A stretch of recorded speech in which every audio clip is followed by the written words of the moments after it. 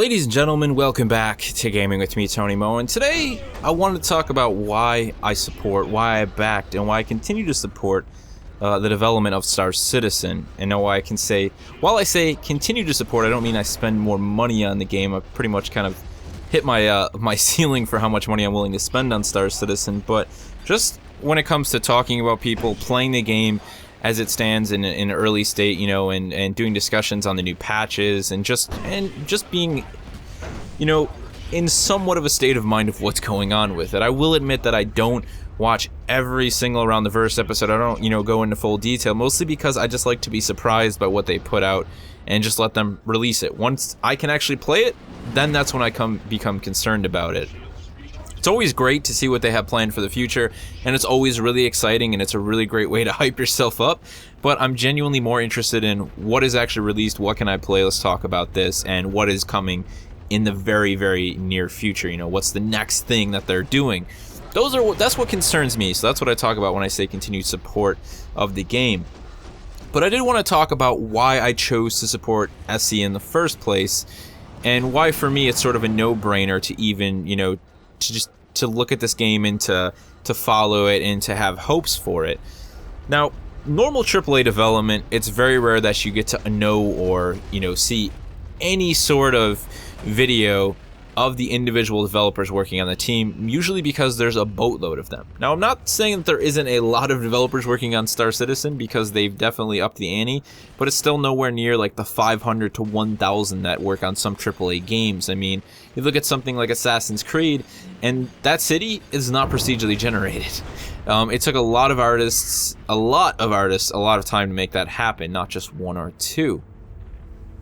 Now, I'm not saying that Star Citizen isn't trying to be as ambitious as those said AAA games, because if anything, it's trying to be much more ambitious. It's just also in a very early development state. Who knows? Maybe by the time the game goes live, you know, we'll see the same number of developers, you know, 500 to 600 plus developers on the team. But I imagine that those developers will be much more hand-picked, and at the same time there'd be a much different focus than what you would see in a AAA game. But as it stands, one of the nice things about Star Citizen, the team behind CIG and Ileonic and all of the other devs that are now working on Star Citizen, is that we've gotten to see so much of them. Whether it be in an episode of Around the Verse, or, you know, the multiple episodes of The Next Great Starship or Wingman's Hangar, they've spent a ton of time introducing these individuals, the people who are making the art for the ships and working on the physics for the ships and working on, you know, planet-side art sets and the FPS, you know, module and all of that stuff. We've gotten to meet so many of them and actually just see them uncut, you know, unaltered, sitting down, telling us about what they're doing. And while none of them have really directly spoken out as to, you know, that really corny sort of, you know, this is why I'm here to make the, you know, this and this. No, it's just, it shows through in the way that they talk about their work. And Chris Roberts, of course, is at the head of that. Every time that man gets up on stage, you can tell that everything he's doing with this project is just all passion and all love. Obviously, any good creator in the back of their mind knows that they need to make money. They need to profit if they want to continue to do their work. But at the forefront of that is, you know, something that is driven by a love for what they're doing. And Chris Roberts just has that tenfold. It's all over his face. When he shows up at a convention and the dogfighting module doesn't work like it just did the night before, yeah, he's frustrated that it's not working, but you can tell he's mainly frustrated because how badly he wanted to show it to you. And that, to me, is just the mark of a really, really good creator. They're not even, you know, their main concern is that, like, man, I wanted to show you this so badly. It sucks it's not working right now. Let me get this working. Just hold on a second. I really just want to show this to you. And that's totally Chris Roberts. That's totally Chris Roberts, man. He just wants to show you what he's doing. He wants to share what he's trying to create with people because he wants people to be as excited about it as he is. Not because he wants to take your money and run. It never even crosses my mind that Star Citizen is a scam. I think it's silly that there are journalists and professionals and other developers out there who are upset that Star Citizen is doing so well, that the artists are probably paid more than they are, and, you know, blatantly calling the game scam, you know, Scam Citizen, how original. in their written articles in their magazines. I think it's pathetic to turn what is obviously jealousy over the success of the project as even in such an early state, into a hatred for it. That's just absolutely silly. But for me, the confidence in supporting the game, now that I've spent, like I said, I never planned on spending as much money as I did on Star Citizen. I bought an Aurora, and I eventually ended up grabbing an Avenger. It was actually in a gift, so I didn't even spend the money on it. And the time came where they actually released the Jaune Scout for sale again, and for some reason I just decided that I had to have it. I liked the ship, and I was willing to throw a little bit more cash at CIG. Now, without a doubt, there are those of us who are supporting the game and spending a lot of money on it. People who can afford to drop $1,000. It's not a big deal. I mean, you may think that's a lot of money, and I think it's silly to mock a person for spending that much, but that Starbucks that you walk into, or that Tim Hortons, that coffee place that you go to on a daily basis and you spend $2-3 on a coffee and a donut or whatever, there's probably some homeless man who sees you go do that every single day who thinks that you're crazy for spending $3 to $4 a day. So it's definitely perspective. If someone can afford to do it, then so be it. But it's not just that we want to support the game. It's obviously also that CIG gives pretty good incentives. I mean, it may seem insane to spend that much on an in-game ship, but if this is a game that interests you at all, and yes, knowing that you can grab these ships in-game when the full game goes live, it's just a matter of I'm giving them this money. They're going to use it towards the development. It's going to make the game better. They're going to continue to have an increased budget, which is going to continue to allow them to do more things more quickly, more efficiently, and at the end of the day, just in exceptionally more detail.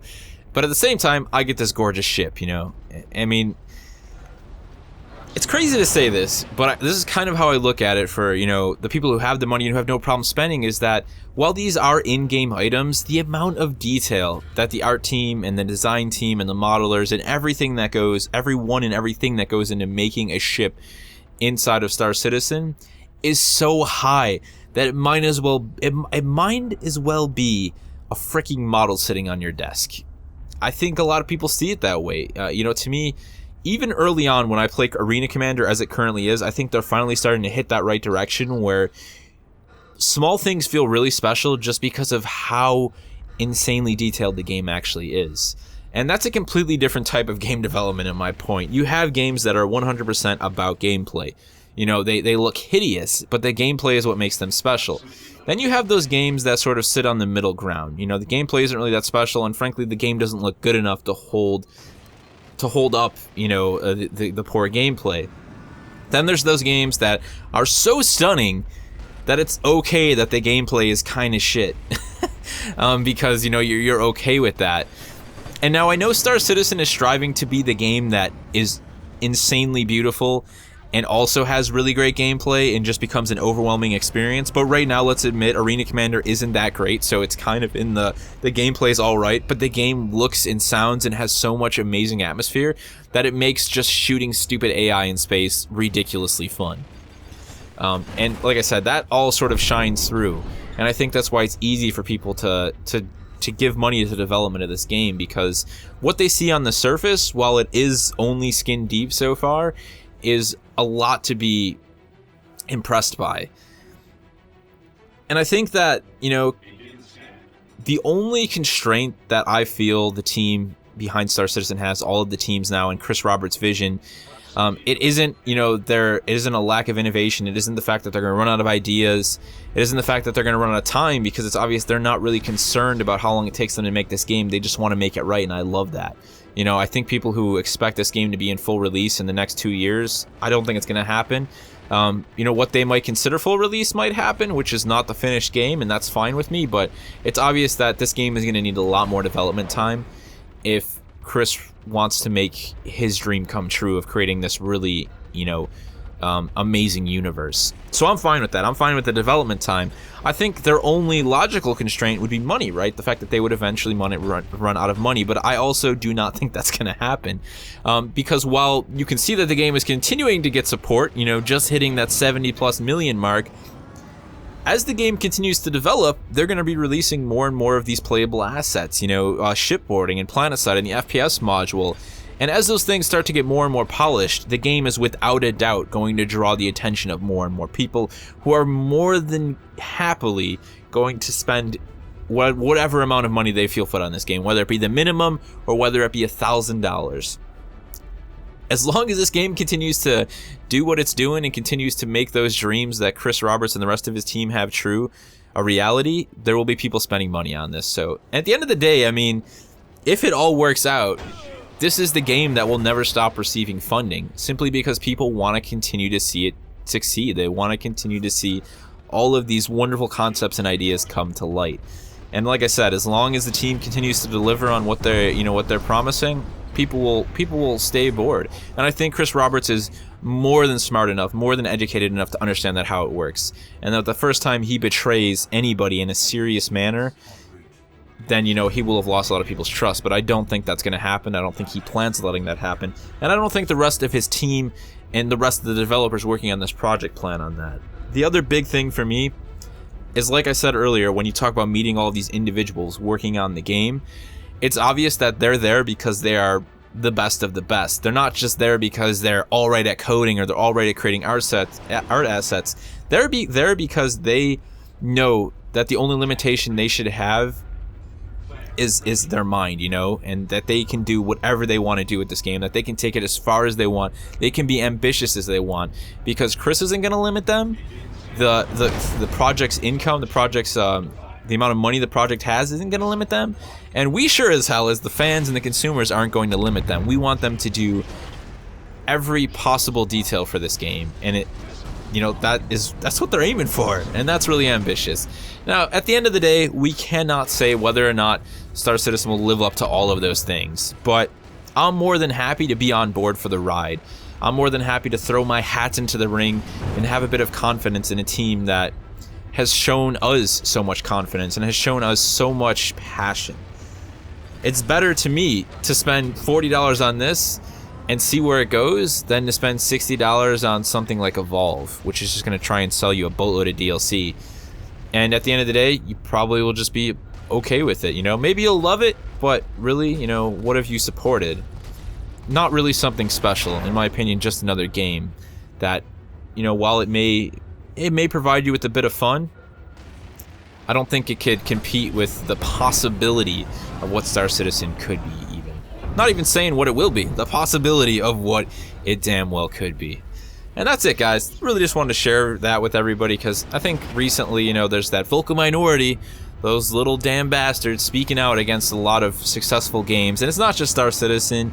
You see people speaking out against Elite. There's people speaking out against games like Darkest Dungeon even, who are just, they like to be that person sitting on the sidelines convinced that, it's just, no, it's why is everybody else playing it? If it's so good, it must suck, which is a really weird mentality. But I'm along for the ride. I know a lot of you guys are. Feel free to let me know why you have chosen to support Star Citizen. And I'm not even saying that you had to spend money on the game. Just simply, why do you choose to even pay attention to its existence? Why do you choose to have any sort of confidence that this could actually possibly end up being something one day? Feel free to let me know in the comment section below. Of course, if you guys have any other questions, let me know in the comment section below as well. And I'll see you in the next one.